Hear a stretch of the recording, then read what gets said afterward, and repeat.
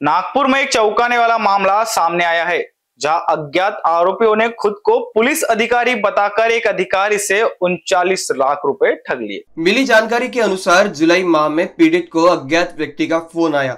Call करने वाले ने खुद को कुलबा पुलिस थाने का अधिकारी विजय खन्ना बताते हुए कहा कि उनके खिलाफ दुष्कर्म और मनी लॉन्ड्रिंग के मामले दर्ज है और जल्द ही उनकी गिरफ्तारी हो सकती है। इस धमकी से घबराए पीड़ित को 2 दिन बाद एक महिला का कॉल भी आया, जिसने खुद को पुलिस अधिकारी बताया। आरोपियों ने आगे कहा कि एक विमान कंपनी में करोड़ों रुपए के घोटाले में पीड़ित के आधार कार्ड का इस्तेमाल हुआ है और मामला बेहद गंभीर है। उन्होंने धमकी दी कि गिरफ्तारी टली जा सकती है बशर्ते वे निर्धारित रकम ट्रांसफर करें। डर के कारण पीड़ित ने विभिन्न खातों में करीब 39 लाख रुपए ट्रांसफर किए। बाद में जब परिजनों को इसकी जानकारी हुई तो उन्होंने तत्काल पुलिस से संपर्क किया। इसके बाद नागपुर साइबर पुलिस थाने में शिकायत दर्ज की गई। पुलिस ने इस मामले में आईटी एक्ट और धोखाधड़ी की धाराओं के तहत मामला दर्ज कर जांच शुरू कर दी है। मामले की छानबीन पुलिस निरीक्षक बलिराम सूतर के मार्गदर्शन में की जा रही है। नागपूरमध्ये एक नागरी बँकेतील वरिष्ठ अधिकारी जे आहेत त्यांना एक फोन आला की तुमचं जे व्हॉट्सअप जो आधार कार्ड नंबर आहे तो नंबर एका बँक अकाउंटला लिंक असून सदरच्या बँक अकाउंटमध्ये भरपूर सारे व्यवहार होत असून ते सगळे व्यवहार गैरकायदेशीर आहेत, मनी लॉन्ड्रिंग मधील सगळे व्यवहार आहेत आणि त्याचा आम्ही तपास करत आहोत। असं आम्ही कुलाबा पोलीस स्टेशनला आमचा याबाबतचा तपास चालू असून मी कुलाबा पोलीस स्टेशनहून पोलीस बोलत आहे असा वगैरे त्यांना फोन आला।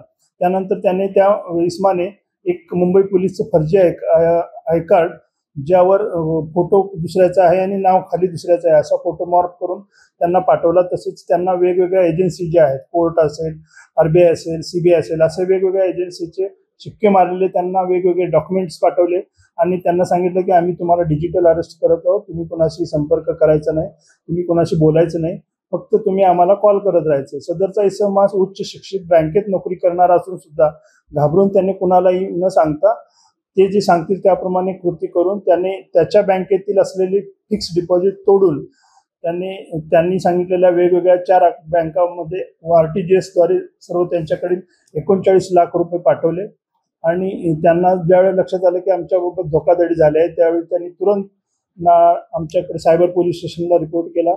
सायबर पोलीस स्टेशनला रिपोर्ट केल्यानंतर आपण नॅशनल सायबर क्राईम रिपोर्टिंग पोर्टलवर त्यांची तक्रार घेतली, तसेच एफआयआर सुद्धा घेतली आणि तांत्रिक तपास वरिष्ठ आमचे सीपी साहेब सिंगल सर आणि आमचे डीसीपी मतानी साहेब यांच्या मार्गदर्शनाखाली आम्ही त्यामध्ये गुन्हा दाखल करून तात्काळ सर्व बँकांना पत्रव्यवहार करून त्या आरोपीला लवकरात लवकर पकडण्यासाठी आम्ही टीम रवाना करत आहोत। मला नागपूरवासियांना तसेच सर्व लोकांना यही आवाहन करायचे आहे की आम्ही नागपूर सायबर पोलीस तसेच वेगवेगळ्या एजन्सी मार्फत सायबर अवेअरनेसचे प्रोग्राम घेत असतो। तसेच सर्व टीव्हीवर तसेच रेडिओवर सुद्धा मोबाईलवर सुद्धा डिजिटल अरेस्ट असा कोणताही प्रकार नसल्याबाबतचे वेळोवेळी सांगत असतो। तरी सुद्धा आपण अशा गोष्टी नकार दिला पाहिजे आणि तरी सुद्धा जर आपल्याबाबत असा काही फ्रॉड झाला किंवा आपल्याबाबत फसवणूक झाली तर 1930 ला आपण तात्काळ कॉल करा आणि किंवा आपण जवळचे जे नागपूरमधले कुठलेही पोलीस स्टेशन असेल तिथे आमची सायबर टीम आहे किंवा सदरला आमची जी सायबर पोलीस स्टेशन आहे त्यामध्ये येऊन आपण तक्रार दाखल करा, आम्ही तुरंत त्याच्यावर कारवाई करू। इनबीसी न्यूज के लिए अखिलेश के साथ अभिषेक पानसी की रिपोर्ट।